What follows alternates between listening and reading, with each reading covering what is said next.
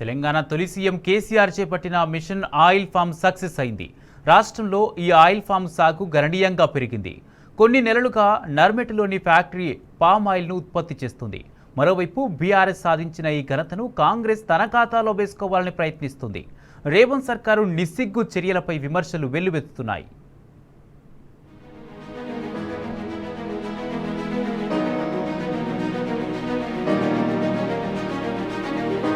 తెలంగాణ తొలి సీఎం కేసీఆర్ దూరదృష్టితో రాష్ట్రంలో ఆయిల్ పామ్ సాగు విప్లవం మొదలైంది.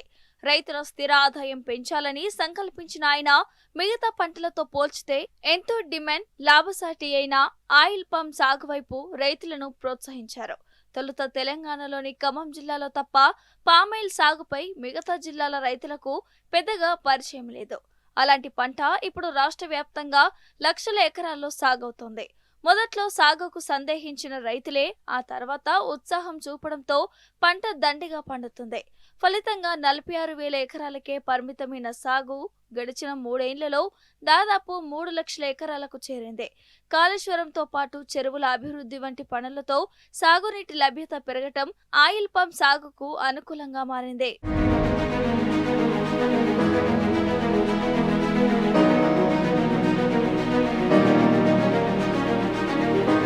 ఆయిల్ పామ్ పంటకు సాగునీరు అత్యంత ప్రధానం. గతంలో సాగునీరు లేక రైతులు ఆ పంట వైపు కన్నెత్తి కూడా చూడలేదు. ఆ తర్వాతే కాళేశ్వరం ప్రాజెక్టు సహా ఇతర పథకాలతో రాష్ట్రంలో సాగునీటి గోస తీరినా రైతులు ఆయిల్ పామ్ సాగు వైపు వెళ్లలేదు. 2020 దాకా అనేక జిల్లాల రైతులు ఆయిల్ పామ్ తమ పంట కాదనే ఆలోచనలో ఉండేవారు. రాష్ట్ర తొలి సీఎం కేసీఆర్ దూరదృష్టి ప్రోత్సాహంతో ఇప్పుడు ఈ పంట రాష్ట్ర వ్యాప్తమైంది. 2020-21 వరకు కేవలం 46,000 ఎకరాల్లో మాత్రమే సాగైంది. అది కూడా ఉమ్మడి ఖమ్మం జిల్లాలో మాత్రమే. ఆ తర్వాత 2021-22లో మిషన్ ఆయిల్ పామ్ లో భాగంగా సాగు వేగం పుంజుకుంది. 2022 నుంచి ఇప్పటి వరకు 3 ఏళ్లలోనే 2.25 లక్షల ఎకరాల్లో సాగైంది. ప్రస్తుతం రాష్ట్రంలో ఆయిల్ పామ్ సాగు 2.71 లక్షల ఎకరాలకు చేరింది.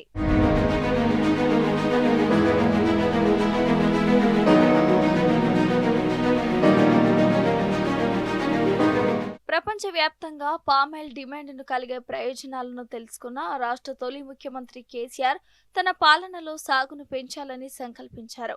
ప్రభుత్వ ప్రాధాన్య పథకాల్లోనూ పామాయిల్ సాగును చేర్చారు. 2021లో మిషన్ ఆయిల్ పామ్ ను ప్రారంభించి సాగుపై అన్ని జిల్లాల్లో సర్వే చేయించారు. ఏ జిల్లాలు అనుకూలంగా ఉన్నాయో, ఏ మేరకు సాగుకు అవకాశం ఉందనే లెక్కలు తీశారు.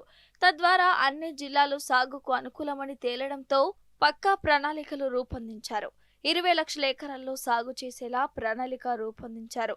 జిల్లాల వారీగా సాగు కోసం కంపెనీలను ఎంపిక చేశారు. ప్రతి జిల్లాలో ఫ్యాక్టరీ ఉండేలా చర్యలు తీసుకున్నారు.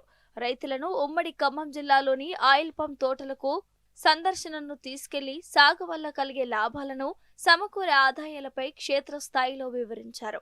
ఆ తర్వాత రైతులను ఒప్పించి ఆయిల్ పామ్ సాగు వైపు మళ్లేలా చేశారు. సాగు కోసం అవసరమైన నిధులు కేటాయించడం, డ్రిప్ ను సబ్సిడీలో ఇప్పించడం వంటి అన్ని చర్యలతో ఆయిల్ పామ్ సాగు విప్లవం మొదలైంది.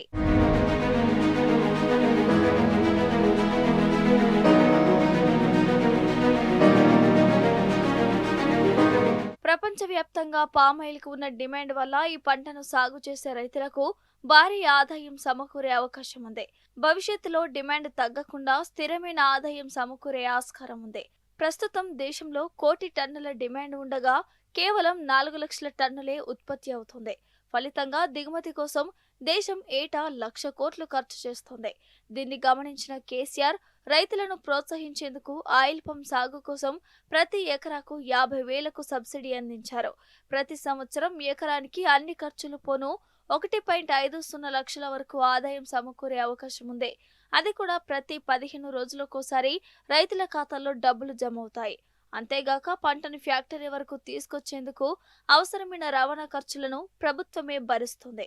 ఒక్కసారి నాటితే 30 ఏళ్ల వరకు పంట దిగుబడి వస్తుంది. 2014లో ఆయిల్ పామ్ గిల్లల ధర టన్నుకు 7,824 ఉండగా ప్రస్తుతం 21,546కు చేరింది. కరోనా తర్వాత ఆయిల్ పామ్ ధర భారీగా పెరగటం గమనార్హం. 2020 జనవరిలో టన్ను ధర 10,809 ఉండగా 6 ఏళ్లలో రెట్టింపైంది.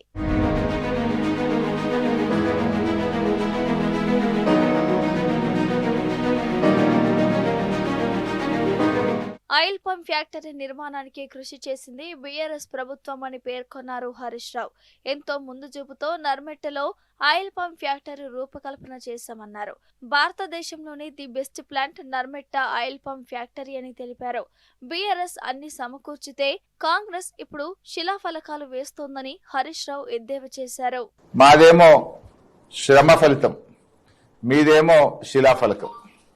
ఆయిల్ పామ్ ఫ్యాక్టరీ 300 కోట్లతో మంజూరు చేయడానికి చాలా శ్రమపడ్డాం. కాళేశ్వరం జలాల కోసం భూసేకరణలో గాని, ప్రాజెక్ట్ నిర్మాణంలో గాని ఎంతో శ్రమపడ్డాం. మొక్కలు తెప్పించి ఒక్కొక్క రైతును ఒప్పించి మెప్పించి కాళేశ్వరం ప్రాజెక్టు పూర్తి చేయడంలో గాని, ఆయిల్ పామ్ ఫ్యాక్టరీకి అవసరమైన 62 ఎకరాల భూమిని కూడా సేకరించి ఆ రోజు అక్కడ వారికి అప్పచెప్పాం. 20 కోట్ల లీటర్ల నీళ్లు బట్టే పాండ్ కూడా నిర్మించి నీళ్లు కూడా అందించాం. ఆ ప్రాజెక్టు నిర్మాణంలో ఆయిల్ ఫామ్ ఫ్యాక్టరీ రావడంలో అణువణువున కూడా దాంట్లో కృషి చేశాం. ఇవాళ ఇండియాలో the best plant, Malaysian technology వాడాలని, జీరో లిక్విడ్ డిశ్చార్జ్ ఉండాలని, దానికి అవసరమయ్యే విద్యుత్తు దాని వ్యర్థాల నుంచి ఆ ఫ్యాక్టరీలోనే విద్యుత్ ప్లాంట్ పెట్టాలని, అదేవిధంగా రిఫైనరీ కూడా పెట్టాలని, ఇవన్నీతో కూడిన డిపిఆర్ ను ఆనాటి ప్రభుత్వం ఆమోదించింది. సో ఆయిల్ పామ్ ఫ్యాక్టరీ 300 కోట్ల నిర్మాణంలో, ఆయిల్ పామ్ పంట ఈ ప్రాంతానికి రావడంలో అది బీఆర్ఎస్ ప్రభుత్వం చేసినటువంటి కృషి. దానికి పలికేసుకుంటుండేది ఇవాళ. ప్రస్తుతం ఆయిల్ ఫెడ్ ఆధ్వర్యంలో ప్రారంభానికి సిద్ధమైన సిద్దిపేట జిల్లా నర్మెట్ట ఆయిల్ పామ్ ఫ్యాక్టరీ రాష్ట్ర తొలి సీఎం కేసీఆర్ తీసుకున్న చర్యలో భాగంగానే రూపుదిద్దుకుంది. బీఆర్ఎస్ హయాంలోనే టెండర్లు పూర్తి చేసి 2023లో పునాది రాయి వేశారు.